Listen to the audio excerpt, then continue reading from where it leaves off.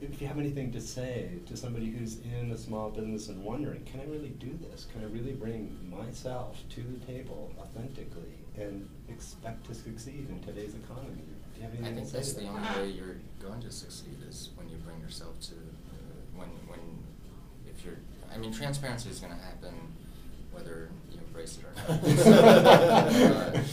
And so you might as well, and I think, that's also a way of developing a more personal, emotional connection. And someone, by being himself or herself, isn't going to be necessarily liked by everyone. But the goal isn't necessarily to have as many people like you as possible.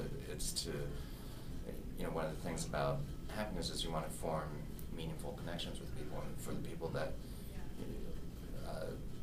are going to resonate with your personality, those are the people that you want to develop the connections with. And I think a lot of people are worried too much about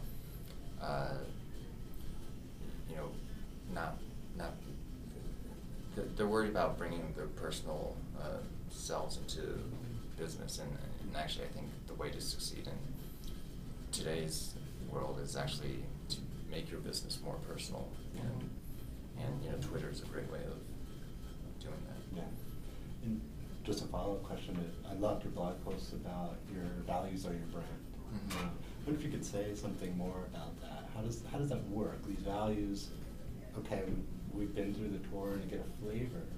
But how does that work in your daily life that here at Zappos, that your values are integrated in such a way your customers feel it and want to do business with you?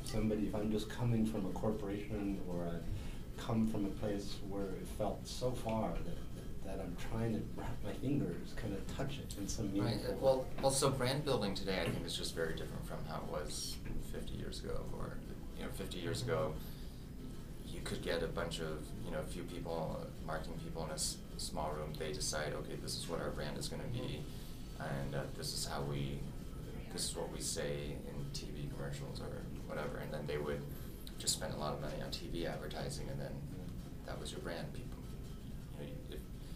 if you as a consumer didn't really have anyone except your neighbors to talk to, you basically had to believe whatever the TV was telling you.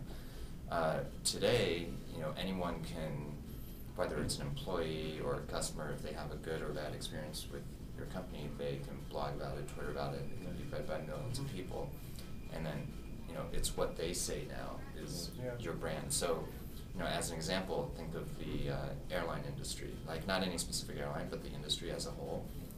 What is the brand of the industry? If you ask most people, they'd say something about bad customer service or whatever, whereas no airline went out and said, we want our brand to be about bad customer service, and yet that is the brand of the industry. And so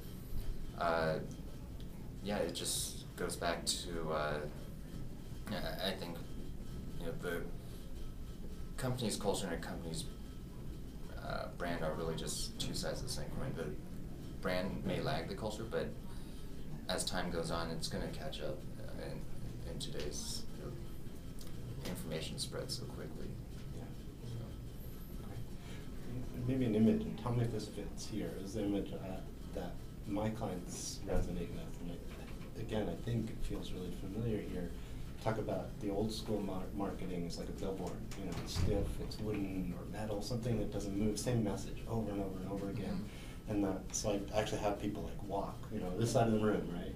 That's a billboard. Imagine what that feels like in your body. The other side of the room, imagine sitting around a table having a juicy conversation where it's not about winning or getting people to buy, but that you can participate and feel what it feels like to sit around the table. I mean, in the way you guys have opened up your offices, the tours you do, how you allow people to bring the flavor to them, it feels like that juicy table kind of a conversation. You guys are here to connect, to serve, and to learn, creating a learning culture. Does that, again, that's my language, but if that's a feel. Yeah, I mean, the thing is, at the end of the day, whether, all of businesses it's a bunch of people.